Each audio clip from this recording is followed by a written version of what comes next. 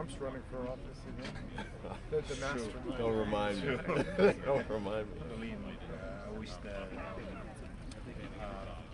our system worked like the Brazilians they did with recently they disqualified Bolsonaro. Yeah. And it took them 3 months just to figure that out. That's awesome. Hello, Eleanor. Good to see you. How are you?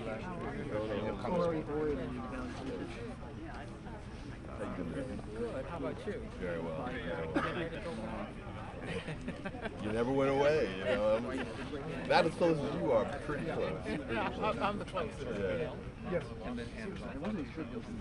I guess we just Oh, good. Okay, get fine. started. Okay, so we'll start with some members. Good deal. Good deal.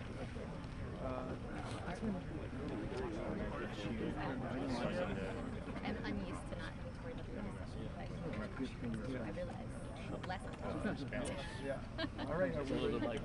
Not used to relaxing into letting You go. should. Jamie's show. You should probably go ahead of me. I'm thinking about it. Yeah, I know. But We can either follow however you guys want to do it. you got here a little ahead of me, so I'd be willing to go after you. Jamie's gonna be first. Okay. You take We can just hold off for just a second. Okay. One other person coming. Good deal. I was going to start off with some remarks. Is that okay? Before me. Yeah. Sure. And then introduce you. Great. Great. Oh my God. Yeah. So I'm gonna So we'll just switch the two.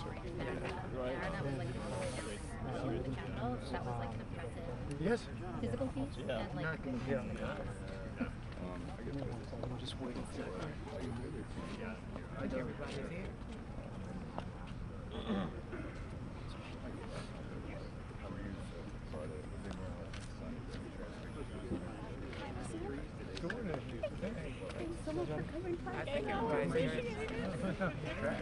When are we doing that? All right, guys, let's go ahead and get started. My name is Tashawn Weir-Soria, and I'm a senior associate at Stand Up America. I just want to thank everybody for coming out today and joining us on this cold morning, but the sun is out. Before I start, I also want to recognize two coalitions for helping organize this event. The Not Above the Law Coalition, which is a group of over 150 organizations committed to protecting our democracy and fighting for accountability and a rule of law. As well, I would also like to thank Declaration for American Democracy, which is a coalition that comprises of over 250 organizations dedicated to passing comprehensive democracy reforms, including the Freedom of Vote Act, the John R. Lewis Voting Rights Advancement Act, and DC statehood. Tomorrow marks 3 years since the attack on the very Capitol building that stands behind us. Not only was it an attack on the building, but in a larger sense, it was also an attack on our democracy. It was an attack on the very concept that a free people can elect its own leaders in pursuit of life, liberty, and happiness, and know that the peaceful transfer of power will occur when the time comes. 3 years ago, that concept was tested. And for the first time in our nation's history, the peaceful transfer of power did not occur at a scheduled time. Today, you'll hear from speakers about the attempts to whitewash and misrepresent the events of that day and the critical importance of not forgetting those lessons. You will hear from members of Congress, who I thank for joining us during their recess when Congress is not in session, and other organizational leaders at the forefront of the fight to protect our democracy and voting rights, as well as working to strengthen and expand them. Thank you again, and with that, I'm thrilled to bring up Rep. Jamie Raskin from Maryland's 8th District. Thank you.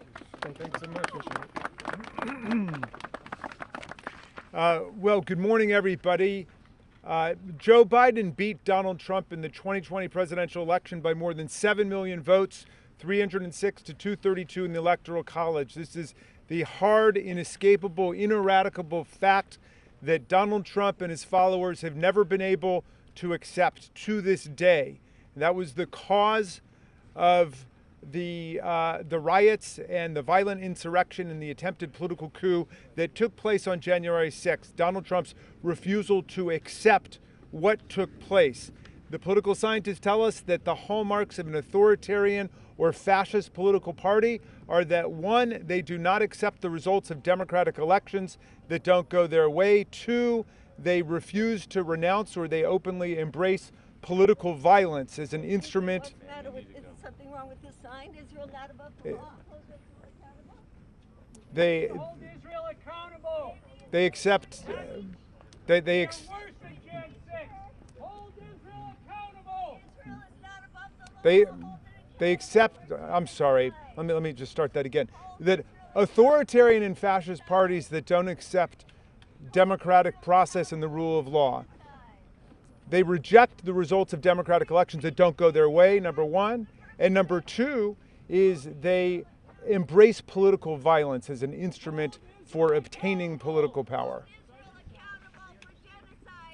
Now,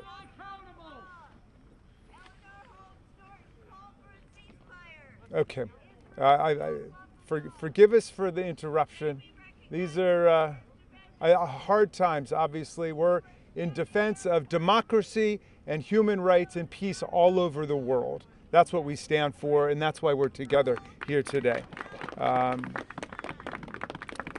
My friends, I just want to say this. The struggle that began on January 6th in this building continues to this day. Donald Trump is out there saying that he will issue a pardon to the more than 700 people who were convicted of participation in the violent insurrection against the Union.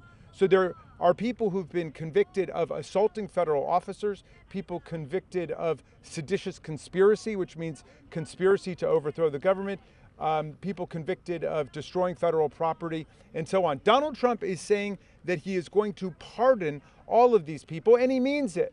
We must take him at his word. He's already pardoned a whole bunch of political criminals like Paul Manafort, like Michael Flynn, like Roger Stone, like Dinesh D'Souza, like Steve Bannon. These people form the inner core of the Donald Trump for President campaign in 2024. And what he's saying is that he will release and pardon these political shock troops who are willing to commit violence in the name of the Trump party. So I'm delighted to be joined by several colleagues from Congress who are here. One of them, Eleanor Holmes Norton, represents the people of Washington, D.C. And it was my great honor to stand with Eleanor Holmes Norton as a floor leader for D.C. statehood in the last Congress, where the House of Representatives voted to approve admission of Washington, D.C. as a new state to the Union. And when we started that process, I said I wanted to thank the people of Washington, 713,000 tax-paying, draftable U.S. citizens who have a real, valid political grievance, not a counterfeit, phony political grievance, but did not come down here and beat the daylights out of 150 of our police officers who did not come down here and try to overthrow the Constitution. So Eleanor Holmes Norton has been the leading champion for D.C. statehood for decades. Please welcome Congresswoman Eleanor Holmes Norton.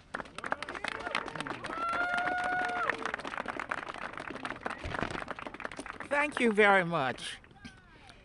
I want to thank you for inviting me to speak today, and I want to thank DC Vote and my long-term friend, Jamie Raskin, for organizing today's event. On January 6th, 3 years ago tomorrow, the U.S. Capitol was attacked by individuals seeking to overturn our democratic form of government. While President Trump refused to send in the D.C. National Guard to the Capitol, the Metropolitan Police Department voluntarily responded, protecting the Capitol, Congress, and democracy itself. Governors of the states have control over their National Guard units. Because D.C. is not a state, at least not yet, authority to deploy the D.C. National Guard falls under the president. I have introduced a bill for many years that would give this authority to the D.C. mayor, who tried for hours to get the Guard deployed on January 6th. While our efforts were ignored, had D.C.'s mayor had control of D.C.'s National Guard that day, the response would have been hours earlier, potentially saving lives. D.C. residents, the majority of whom are black and brown, are worthy and capable of governing themselves. I will not stop pushing for enactment of my D.C. statehood bill, which would give D.C. full equality with the states, including a governor, and with power over their own state's National Guard, so that it can respond swiftly when confronted with future crises.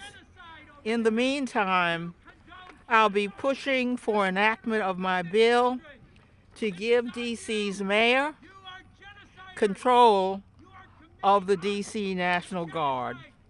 Thank you for inviting me to speak today.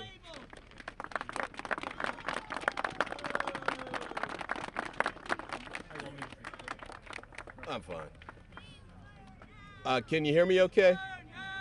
I apologize if I repeated anything because I wasn't able to hear what they said. But let me say this. I think January 6th was a huge wake-up call for me. I was in private practice at the time, but just saw it on my computer. When I saw people climbing up the sides of the Capitol and breaking into the building, I actually thought it was, like a fake image of some kind. I had no idea it was real until later. And then when I saw people breaking into the building and starting to hurt people, I know multiple officers were injured that day. Many were, 5 deaths, I think, resulted for officers that day as well. So I know that we had serious consequences from that day. We all saw it. We all realized what took place. The Congress had hearings on it. They laid out the information extensively. So we know all of the truth that's out there, the documents that are out there, the videos that are out there. But then I got up today and opened up the Washington Post and saw that 25% of Americans believe that the FBI was behind the assault on the Capitol on January 6th. So from my perspective, January 6th was a wake-up call, but today, 3 years later, we need a true call to action to address this. We've got to get back on track with respect to making sure that the big lie that's been told over and over again by Donald Trump and many of his members of the Republican Party, the public needs to hear the truth about that. We've got to make sure that they get that information so that they can make the right decision based on the correct information. And the other part that we need to make sure continues to happen is right down the street. The courthouse, this is between here and the White House, has been moving forward with prosecutions for all of these January 6 defendants for more than several years. And they're on the process of convicting, I think they've convicted over 700 people so far. They're continuing to move forward with that. There's sentencings that are going forward as well. The sedition prosecutions resulted in jail sentences of over a decade for each of those individuals. I think it's critical for us to make sure that that continues to go forward, and also the court processes too that make sure that Donald Trump is held accountable as well. So for example, he's facing the 91 criminal counts. I think it's critical to make sure that that goes forward, that those cases take place. But also in addition to that, I think we've got to make sure that the cases that are here that involve the individuals that broke into the building that day, all of those individuals have to be held accountable. Yesterday, the U.S. Attorney's Office held a press conference that said, yes, they've dealt with almost 1,000 people so far, but they potentially have hundreds more to prosecute too. We've got to make sure that that goes forward so that whether the folks that are out there pushing the big lie get held accountable for that or not, the people who actually broke in that day and caused damage, disrupted the democratic process, and tried to actually overthrow the democracy that day, they all have to be held accountable. I did want to say this one thing too before I go. A couple nights ago I was watching the Channel 9 news and I saw an individual, Sergeant Gunnell, who's with us here today. And I really thought that it was important for us to give him a chance to speak about what he went through that day and make sure that people hear both sides of what happened. As he pointed out that day, there are a lot of people who are defendants in these cases who are trying to use their military background to get mitigation, to get leniency from the court as they're sentenced. He's a veteran. He served as well. It's important for him to get his story out so people can hear it and make sure that they balance out who the real patriots are, who the people who really are working for the United States and making a difference, and he's definitely in that category. So I definitely wanted to introduce Sergeant Gunnell and ask him to come up and make a few comments. Thank you. Good morning, everyone. I just want, tomorrow is going to be a solemn day, not only for myself but for many of my colleagues who, almost 3 years ago, defended the Capitol against the mob. I did what I did, and my colleagues did what we did, not because we were seeking any accolades, awards, or medal, but because it was our duty, it was our job to defend the country, defend the Capitol. And one thing that I had to tell the new Speaker of the House, when he tells everyone that the rioters, the mob members, they need to be blurred out on the videos because he doesn't want the Department of Justice to identify and prosecute those members of the rioters. And then in the same breath, in the same sentence, he says he's a member of the party of the law and order, the rule of law, and then in the same breath he says blur out their faces because he doesn't want them to be identified, prosecuted. I risked my life, my colleagues risked their life protecting them on January 6th, and that's not how you support the police officers. That's not how you support us, the law enforcement, all police officers. You claim to be the party of law and order, and you're not proving that you are. You are not supporting the police officer, you're supporting the rioters. When you call those individuals who came to hunt you guys down, room by room, and the only reason why they didn't make it to you was because the efforts the police officer did on that day, those people were not patriots. Those people were not hostages. Those people were not peaceful. If you want to see pictures and videos of the fighting, then let's walk down to the lower West Terrace. I'll show you what I did to defend you and your colleagues on that day. When you call those people patriots, what that makes us, the police officers, then? What does that make us, the law enforcement officer? What was our sacrifice for? If you keep calling them patriots. They were not patriots. They were trying to kill you, your fellow colleagues, the next 3 people in line to the succession of the presidency, including Mike Pence. It was an attack on his own safety, along with his family members. And the nuclear codes were here. So if that was not a national security, I don't know what it is. And I don't know how to convey you that on January 6th, we almost lost our democracy.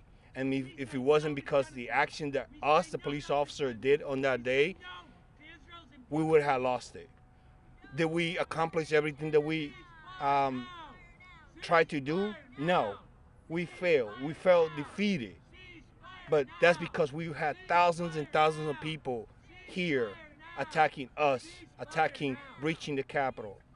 And many of these members behind me, they probably wouldn't have not made it if it wasn't because of the efforts that we did on January 6th. Don't tell me you support the police officer. Don't tell me you support you are the party of law and order when you don't even want an investigation about what happened, when you continue to support the same person that continue to undermine our democracy, each institution that is able to hold him accountable. Mitch McConnell right after the impeachment. He said the former president was responsible for it. Kevin McCarthy said that on January 6th. I went home on January 6th at 4 a.m. after arriving on January 6th at 6 o'clock here at the Capitol. My day was long. My colleagues' days were long. For you, might have been an hour, a few hours of that you endure January 6th. For us, it was ongoing and still is. Just 2 weeks ago, I was in court dealing with that ramification of that day. And I continue to fight for those, for myself, for those of us who were affected by it. I was assaulted by more than 40 people on that day. And then not a single one, except for Liz Cheney and Adam Kinzinger, had reached out to me. But they claim that they support the police officer, each one of them, including the former president and everybody down. Don't tell me, because I don't believe you. And I think the American people see that through. Thank you.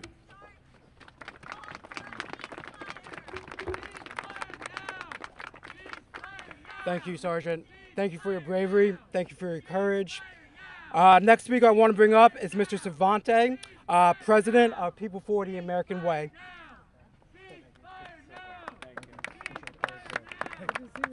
Good to see you. Hi, everybody. My name is Svante Myrick. I'm the president of People for the American Way. We are best known around these parts for two things. One is being founded by Norman Lear over 40 years ago to fight for and protect and expand our democracy. And the second is at one point employing the now Honorable Congressman Jamie Raskin, something we're extremely, extremely proud of. He was teaching us then, he's still teaching us now, about what America can and should be. It should be a place for protest, right? However loud, however boisterous, however disruptive, protest is okay.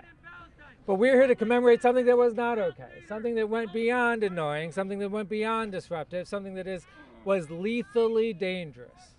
Lethally dangerous not just to the brave officers who are fighting to protect the heart of our capital, but to every American who's striving to build a life of purpose and satisfaction. I came to this work because I was the mayor of Ithaca, New York, a beautiful city in upstate, probably the most beautiful, with apologies to Dustin, who you'll hear from in a little bit, beautiful in upstate New York. And I was very proud of the work that we were doing. I was very proud of everything I'd accomplished. I was very proud of the community that had lifted me up and bolstered me.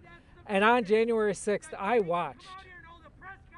And it occurred to me that there were forces in this country that, if left unchecked, could unravel everything that we've built, that nothing that you work for, nothing that you strive for, nothing that you sought to achieve could actually be sacred. Nothing could be safe if our democracy was not safe. So I actually called the founder of People for the American Way, at that point already a friend and mentor of mine, Norman, and asked him what it is we could do. And he said that we could do a few things. We could work to make sure that the courts protected us. And so far, in so many ways, they have. He said that we had to fight at the state levels. And so far we have, turning back hundreds of state bills, but 56 of them have gotten through. 12 in the last year alone have gotten through, pushed by far-right extremists to restrict people's right to vote. And what he said more than anything, Norman fought the Nazis in World War II. He came home to fight fascism and extremism. What he told me more than anything was that this fight on January 6th was not the beginning of a fight, and neither was it the end of a fight. But if we were committed, we could win this fight over the coming decades, over the coming years. Last month, some of you might know, we lost Norman Lear. At 101 years old, he passed away. We told him no more skydiving, and he just refuses. And my last conversation with him 2 weeks before he passed was very similar to our very first one. He wanted to know what we were doing to defend democracy on the ground. What were we doing in Virginia? What were we doing in Ohio? What were we doing in Wisconsin? I think if more of us woke up every day and asked ourselves what Norman asked himself, which is what can we do where we live? What can we do to fight? We would be better off. And we, People for the American Way, believe that we are on the right track. If we follow Glenn Ivey, Rep. Norton, and Representative Jamie Raskin, if we follow those in Congress and support those who are fighting to defend our democracy, if we fight through this year in 2024, we can keep safe everything we hold dear. Because our democracy is not an abstract thing. Our democracy is the key to keeping us all safe. Now, there's one other person I'm really thrilled to be able to introduce now. And I hope, boy, I tell you, I've been heckled by a lot of folks. But whatever internal megaphone he's got is impressive, huh, folks? We need to get him as a quarterback for the Giants. I mean, he could call out those audibles. Well, I'm going to wish Lisa Gilbert the best because what she says always deserves to be heard. I hope you'll welcome the Vice President of Public Citizen, Lisa Gilbert.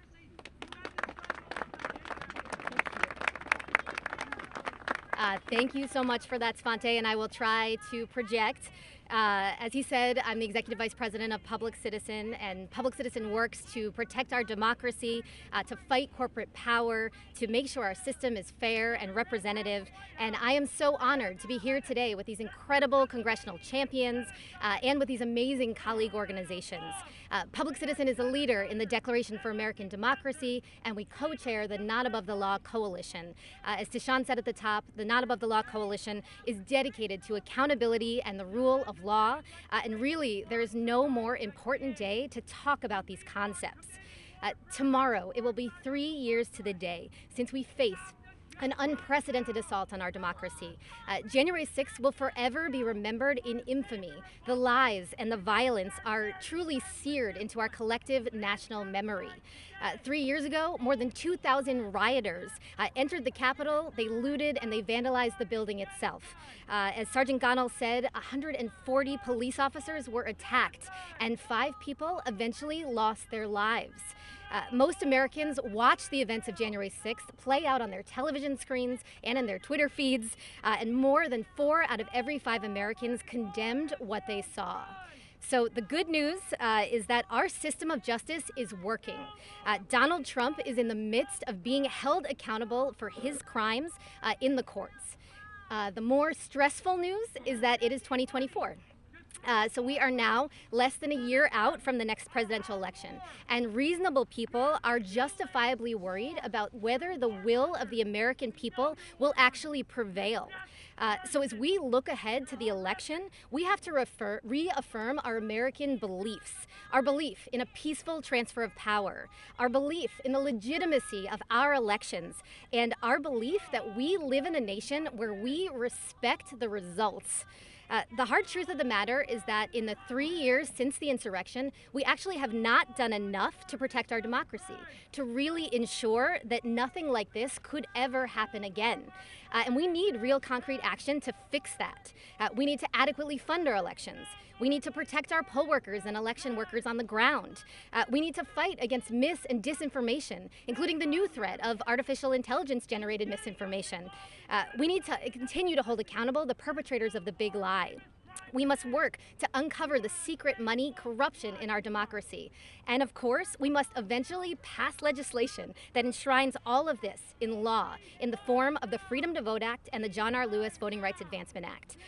Together, we can all make sure that we don't repeat these mistakes, that we have a robust democracy that is backed up by the confidence of the American people, that can hold criminal actors accountable, and one where our elections are safe. So thank you. I hope that was loud enough. And now I'm going to hand it to our next speaker. I'm honored to bring up Dustin Czarny, Elections Commissioner of Onondaga County Board of Elections.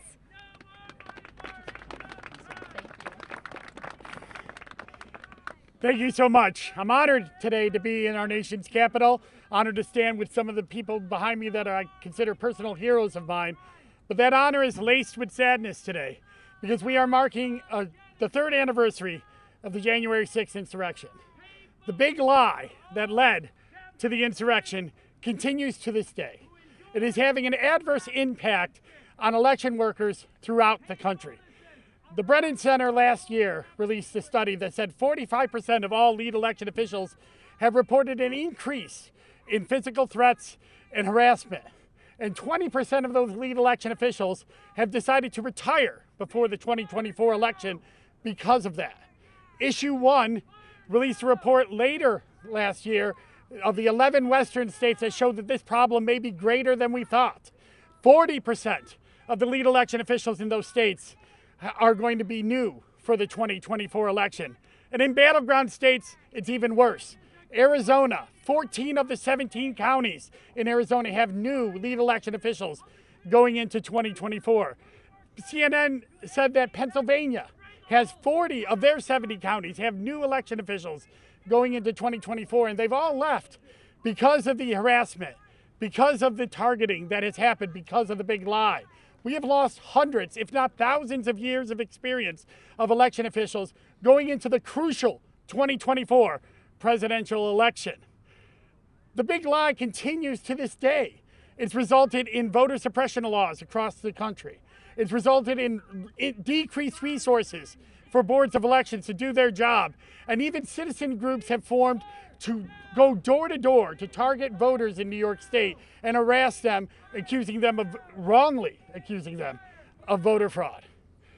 I'm honored here to come here today to ask for federal legislation to protect election workers that will parrot a lot of the state legislation that has already happened.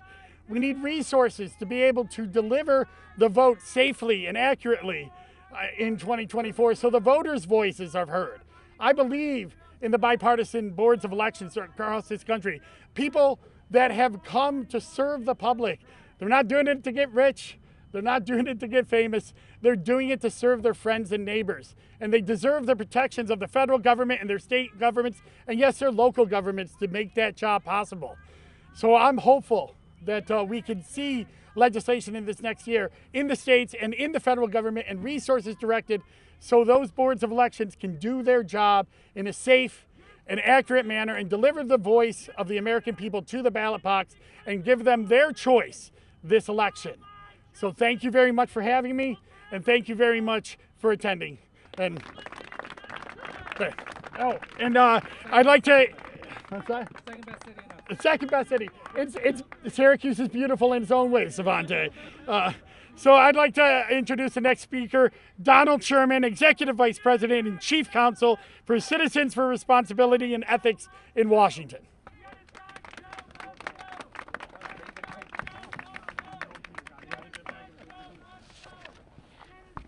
Thanks for that introduction. Thanks for being here. My name is Donald Sherman. I'm a government ethics lawyer at CREW. I'm also a former congressional staffer who worked in the building behind me. I'm also a DC resident who watched in horror along with the nation and the world as the place where I once worked and the place where I taught my kids how to ride their bikes was attacked in an effort to overturn a free and fair election. This was an insurrection in my own neighborhood.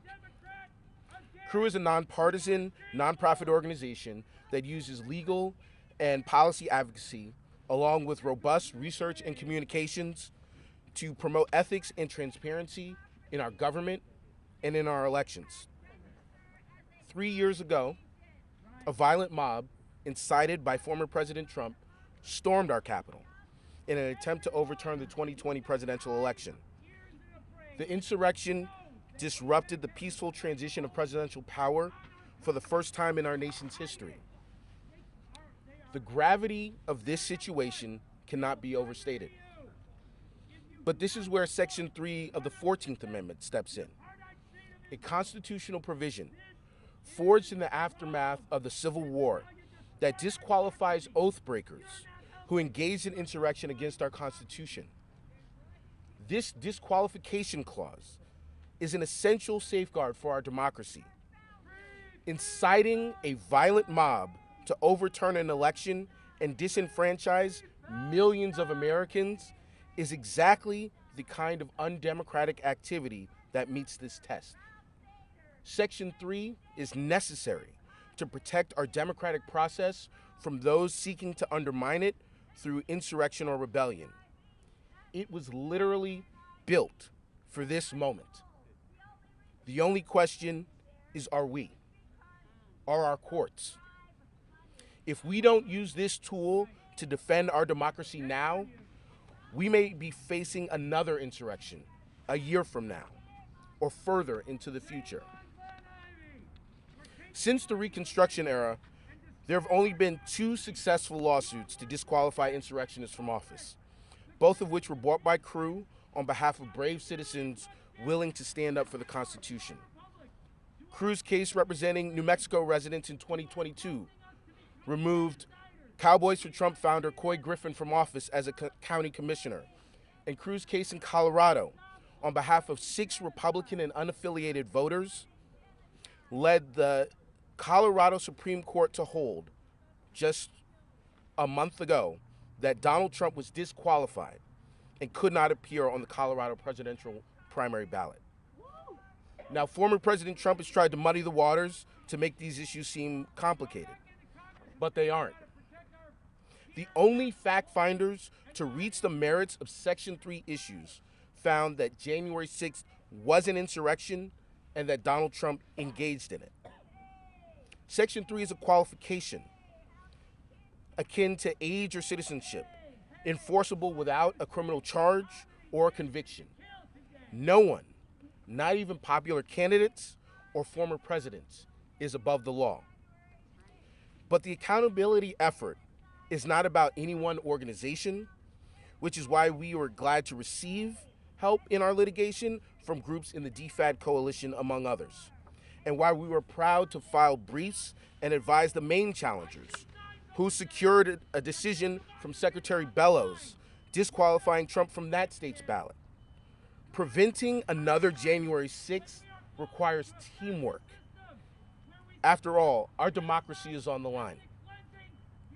3 years after the tragedy of January 6, 2021, the effort to ensure accountability for the insurrection and related efforts to subvert the 2020 presidential election remain ongoing.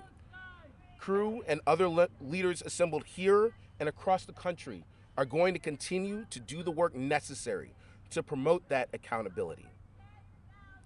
Now, in my time on the Hill, I worked for the late Elijah Cummings. And in 2019, he sat before this nation in a hearing where Congressman Raskin attended and Congresswoman Norton attended. And he said, as he stared death in the face, when we are dancing with the angels, the question will be asked, what did we do to keep our democracy intact? He was in that moment, even as he faced the disease that would take his life, and we are in that moment now. Section 3 of the 14th Amendment is a crucial defense mechanism to prevent future insurrections from Donald Trump or anyone else. We hope that our leaders across the street and across the nation are listening and will vindicate the Constitution and reaffirm that no one is above the law. Thank you very much. I want to pass the mic to my colleague Naveed Shah, who's the political director at Common Defense.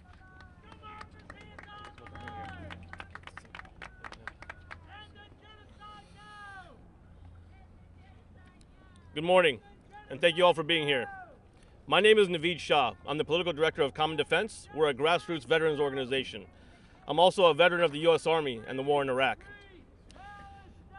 When I was in Iraq in January of 2010, they were holding their second ever national elections. For many Iraqis, it was the first time that they had the chance to cast their ballot. On that day, the insurgents were not targeting the American soldiers who were providing security for those elections. Instead, they were targeting their own people. More than 100 Iraqi people were killed or injured that day across the country as they simply sought to cast their ballot and exercise their fundamental right to vote. In that moment, the sanctity of our rights became clear to me, and I promised to never take that for granted. So when I saw what happened right here on January 6, 2021, I was more than just shocked and appalled.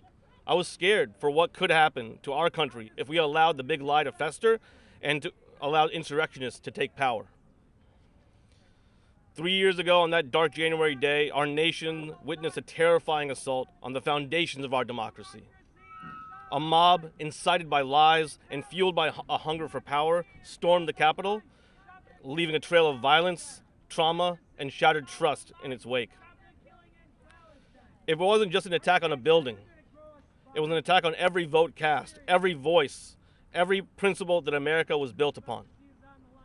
The scars of that day run deep. 5 lives were lost, hundreds were injured, and the fabric of our nation was left in tatters.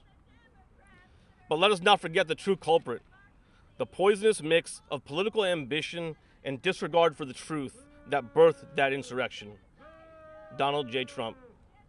Fueled by personal grievance and a hunger for power, weaponized a lie about a stolen election and unleashed a mob against our democratic process. And while that day etched itself in our history, it wasn't an isolated incident. The shadows of January 6th linger. Across the country, right-wing politicians continue their assault on our democracy, erecting new walls to hinder our vote, spreading conspiracy theories, and targeting election workers with harassment and threats of violence. They aim to dismantle the very mechanisms that guarantee our freedom to choose our elected leaders, turning free and fair elections into partisan witch hunts. But remember this, America has seen darkness before, and each time we have emerged stronger. This time will be no different. Now is the time for American heroes to stand up for what's right. We, the people, will not stand by as our democracy is dismantled. We will rise together. Our voice is a chorus of resistance against those who seek to suppress our rights and silence dissent. We demand accountability. Those who incited, aided, and abetted this insurrection must face the full consequences of their actions. We will not let this precedent for political violence stand with impunity. We demand protection for our election workers, the guardians of our nation's democratic process. They deserve to work without fear, and we will not tolerate the intimidation and harassment that seeks to drive them away. And most importantly, we demand action. We urge Congress and state legislators to enact democracy reform across the country. We need stronger voter protections, we need clear and uniform voting standards, and most importantly, an end to the gerrymandering that distorts the will of the people. We need to protect our ballots from manipulation and our elections from interference. When I immigrated to America as a young boy, I took an oath to this country. And when I joined the Army, I took another oath to protect and defend this Constitution, to protect it from all enemies, foreign and domestic. And to make it no mistake, MAGA Republicans are a domestic threat to this Constitution and to this country. So today, let this be our oath. We will not let January 6th define us. We will not let lies and fear sow discord within our nation. And we will remember the fallen, honor their sacrifices, and reclaim our democracy, one vote, one voice at a time. We are the custodians of this republic, and the future of American democracy rests on our shoulders, on your shoulders. Let us show the world that even in the face of darkness, the American spirit remains undimmed, unshakable, and forever resilient. Together, we will rise above, rebuild our trust, and ensure that America, the beacon of hope and liberty for the world, shines brighter than ever before. Thank you. Up next is Justin Kwasa of the League of Conservation Voters.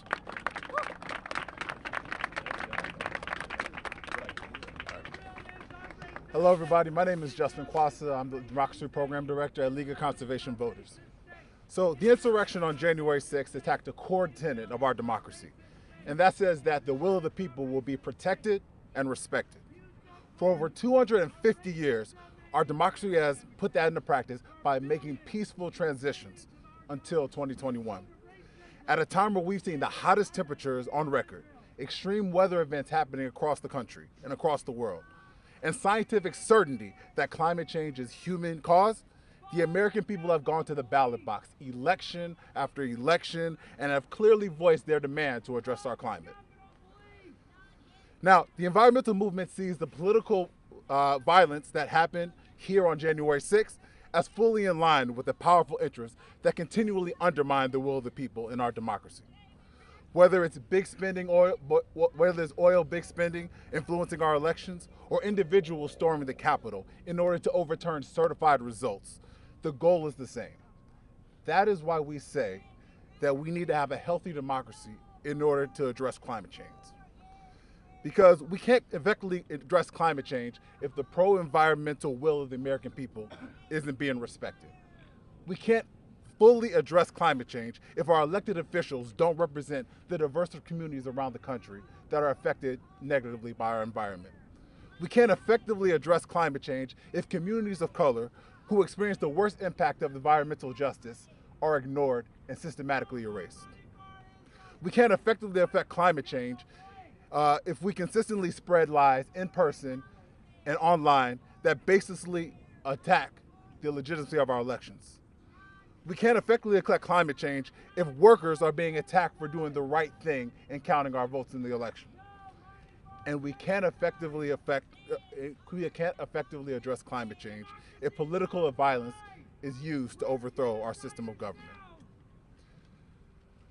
As an environmental organization, we support the right to protest. We believe that nonviolent protests can be a tactic in order to affect positive change. But January 6th was not a protest. January 6th was an insurrection.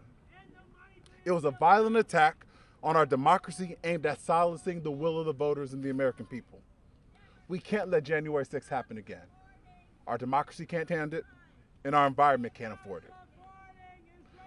So with that, we're asking Congress, we're asking the courts, we're asking the administration to do everything in their power in order to ensure that the horrors of 2021 aren't repeated again. By passing the Freedom to Vote Act, by passing the John Lewis Voting Rights Advancement Act, by fully funding our elections in order to ensure that every voter can cast their vote freely, fairly, safely, and securely in 2024, and by holding the perpetrators of January 6th accountable, because we know that no one is above the law. Thank you.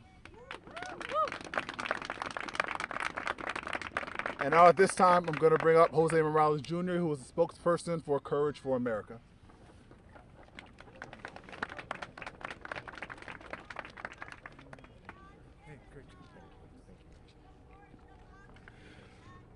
Good morning, everybody. My name is Jose Morales. I am honored to be here today representing Courage for America alongside this incredible coalition. But firstly, I want to thank Congressman Raskin, Congressman Ivey, and Congresswoman Norton for joining us today and marking a somber occasion. A year from tomorrow, on January 6, 2025, it'll be the first time Congress certifies a presidential election since the insurrection. And according to recent polling, 2/3 of Americans think another insurrection is imminent, and we cannot allow that to happen. That's why, as a country, we must work to ensure a peaceful certification of the 2024 election. However, that can only start by making sure every American knows what actually happened. So here's what happened. On January 6, 2021, insurrectionists were incited by MAGA extremism to attack the U.S. Capitol, the standing symbol for democracy in this country. And the events on that day were horrific, a traumatic event for all of us. And I stand with the vast majority of Americans and people around the world who were appalled by what they saw on their television screens or at home with their phones. And for those who told their stories in the days that followed. Captain Police Sergeant Gunnell and Courage for America's own Officer Michael Fernone are just two of the stories by the men and women whose lives were endangered by the insurrectionists, and all told 140 police officers who stood on the front lines to defend our democracy were attacked by 2,000 rioters who broke into the U.S. Capitol on that day. 5 people died. As we reflect on that painful day in American history, we are asking everyone to also look forward. Congress has a major role to play in certifying the 2024 election results and possibly picking the candidate if no candidate receives 270 electoral college votes. But regardless of who is running or where they stand on the political spectrum, ensuring a free and fair election should be a nonpartisan issue. And Congress must be united in prioritizing the security of our democracy for all future generations.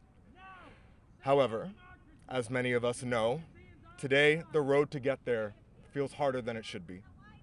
MAGA extremists have chosen to undermine our democracy at every juncture and will continue to do so by standing firm on their decisions to vote against the 2020 election, continuing to spread and perpetuate the big lie that the election was stolen, minimizing what happened on January 6th 2021, condoning the actions of extremists who stormed the Capitol, and even now, as we speak, pushing harmful anti-democracy legislation that makes it harder for everyday Americans to vote, while also defunding election security grants.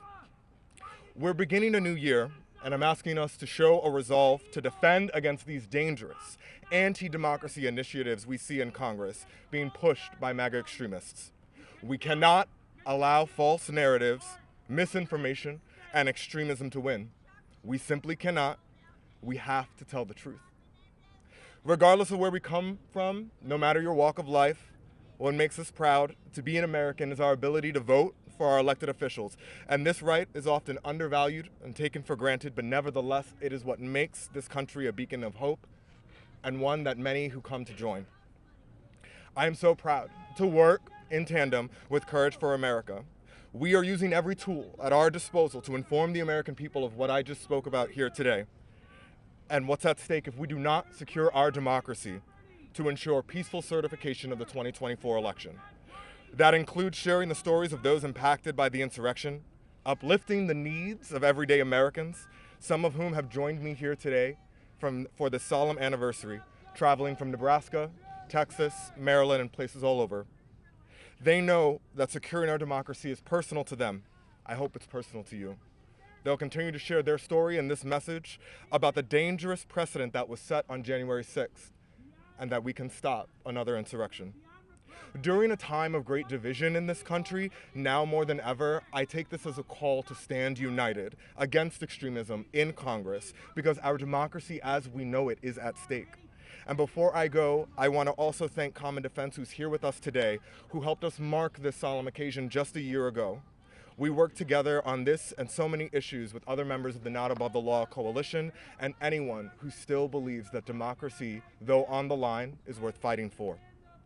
Thank you everyone for being here today. In truth, and protecting and securing our democracy must be a team effort. It's an honor to be on this team with all of you here. I'll now pass it over to Tashawn. Thank you.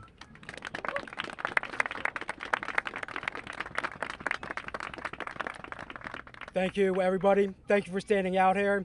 As we close today, I just want to remark on all the comments that have been said. It is clear accountability, the rule of law are not just slogans.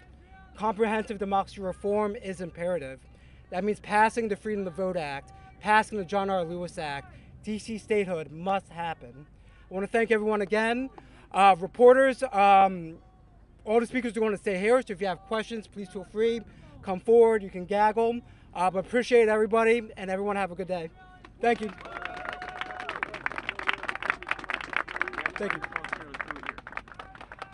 We don't have time, unfortunately. You don't have time for questions? Give me 1 second. Sorry? We can do a free questions. Right. Sorry, thank you about that. Raskin. Yeah, since you agreed. Yeah. Eddie, what are the stakes? What's the importance of the appeals court review of this presidential immunity claim? Well, let me digress for a moment here. In case it's not totally obvious to everyone here, there is no one at this event who supports genocide. There is no one at this event who supports racism. There is no one at this event who supports apartheid. There is no one at this event who supports terrorism. And I cannot imagine a group of two people who thinks that somehow it's an effective tactic to come and interfere with an assemblage of progressive democratic people standing up for our freedom. So back to your question. Section 3 of the 14th Amendment, given to us by the great Republicans of the 19th century in 1868, says that no one who swears an oath to uphold and defend the Constitution and violates that oath by engaging in insurrection or rebellion shall ever be allowed to hold federal or state office again. The language is perfectly clear. It's totally unambiguous. And so we're going to hear from the Supreme Court, I hope, that they are real originalists, they are real textualists, they accept the language of the Constitution as is written. Now, some people think that Clarence Thomas, some people think that Sam Alito, some people think that Mrs. Waterford or whatever her name is, will always vote with Donald Trump no matter what.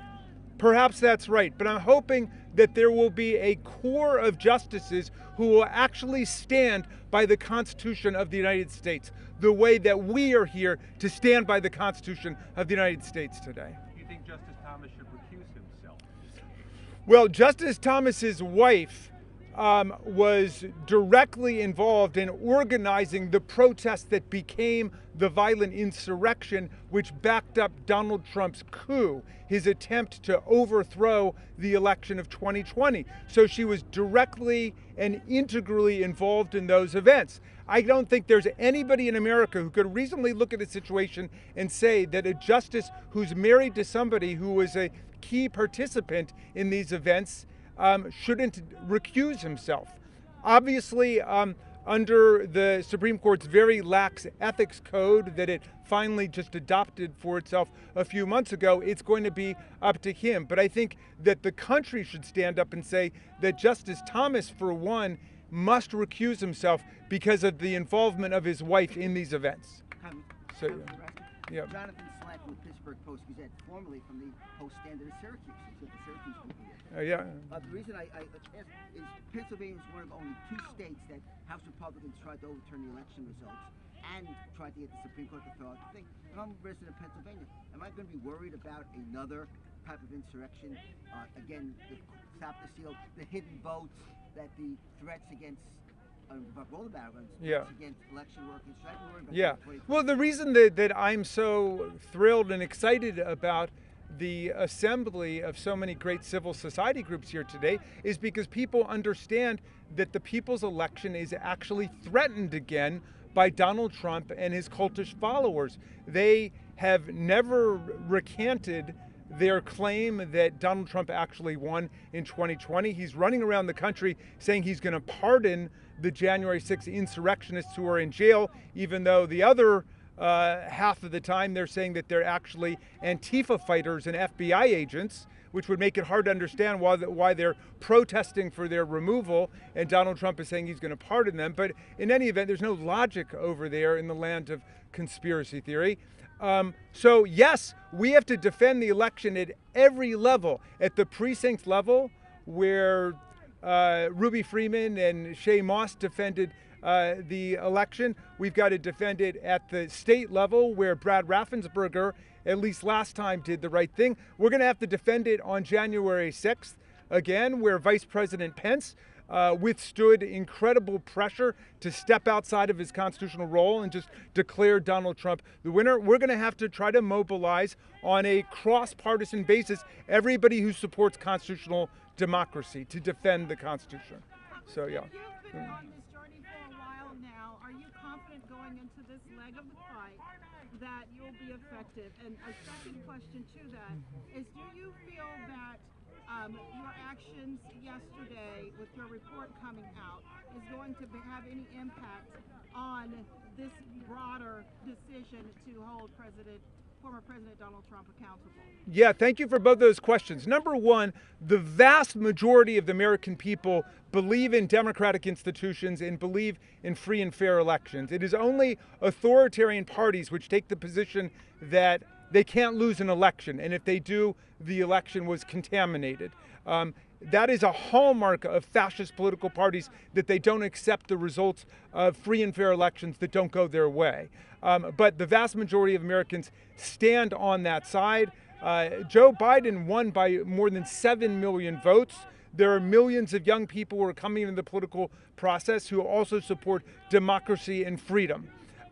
So I'm feeling good and optimistic about it. As to the emoluments clause, it's just like Section 3 of the 14th Amendment itself. It's very clear in the Constitution. The President of the United States may not accept a present, an emolument, which means a payment, an office, or a title of any kind whatever from a prince, a king, or a foreign government without the consent of Congress. And yet we showed yesterday, we've got the documented receipts that Donald Trump pocketed $7.8 million from foreign governments, from China, from Saudi Arabia, from the United Arab Emirates, without ever coming to Congress first. It took us 7 years to accumulate all of this information. We've got a 150-page report with 750 footnotes, and they have not laid a glove on our report. They have not found a single thing that they claim to be factually inaccurate. All they're saying is, well, Donald Trump didn't take his salary of $400,000. I'm sorry. Under the Constitution of the United States, that's all you're allowed to take is your salary. You can't get paid by Chinese communist bureaucrats or murderous Saudi monarchs. You've got to be paid by the American people. That's how the framers designed our Constitution. Yeah, and we'll do one more, and then I think we're, yes? We're already 3 years out from January 6th. A question for any of the lawmakers here. Are you concerned about the institutional knowledge of January 6th and what happened since then fading from this place? Yeah, thank you for raising that. We should be having tours of the Capitol grounds and the Capitol of exactly what took place on January 6th. And I hope that we will get to a point where there will be an exhibit inside the Capitol which talks about Sergeant Gonell and Harry Dunn and Michael Fanone and the police officers who put their lives on the line on that day, that talks about the heroes of democracy who stood up for the Constitution. Right now, we are still stressed about whether we're going to be able to get through this election on a free and fair basis. But when we defeat Trump and we defeat Trumpism, we will be able to get to a point where January 6th will be a day where we can celebrate the heroes and the champions of democracy like Sergeant Gonell. And I should say, Sergeant Gonell, has had to leave the Capitol Force because of injuries he received to his shoulder, to his foot, to other parts of his body. He's had to leave and go and create a new life. But he's written a beautiful book you all should read called American Shield, about his journey from being an immigrant to the country to realizing his dream as a Capitol police officer to standing up on January 6th and then trying to see that justice is done. But this is a struggle that is continuing to this very day. My friends, we are in the fight of our lives, but it is a fight that we are determined and resolved to win. Thank you for coming. I'm just gonna say one more thing, and I wasn't born here in this country, but I did take my oath to this country very seriously. When I became a U.S. citizen, when I joined the military, when I became a police officer, and when I swore an oath to protect this building. And again, when I got promoted to sergeant twice in the military and here at the Capitol. I left the department almost a year ago. I separated because of the injury, both physical, mental, and also moral. Because what the Republican Party are doing and saying is that my injuries, all those 3 types, I made up, that I fake those injuries. And they do not support what I had done for this country, all the sacrifices that I had done for this country. 23 years of my life as a public servant. In all good conscience, can I continue to protect them? That's one of the reasons why I left last year, in 2022, I'm sorry. Because I cannot trust them to defend the country. I couldn't trust them to have my back. If there was another incident here at the Capitol, would they be helping me secure the building? Or would they be restraining me and preventing me from protecting these individuals behind me, including themselves and their family? I couldn't trust them, and I still don't. So every single time that they say they support police officers, don't believe them, because they don't. It's just made up things that they like to say in public, but in reality, they had not taken any action to support that.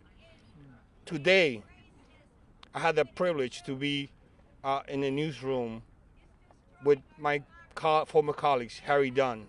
He made an announcement today because some of the same members who participated in the riot, in the mob, they have been running for candidacy to be in a position of power, public trust. And then they should not be the only one running for those positions. Harry Dunn today declared that he's a candidate for the 3rd District of Maryland, and I'll support him. Because we need people like him, somebody who's going to put his life on the line for you, for this country, for this place. Some of the people who I defended, I don't trust them, especially from the Republican. They had not had my back. I shouldn't have their back, and no longer would I have their back. And I think it's a shame that they don't see the sacrifices that we did on January 6th. Not just me, but the entire department, including Metropolitan Police.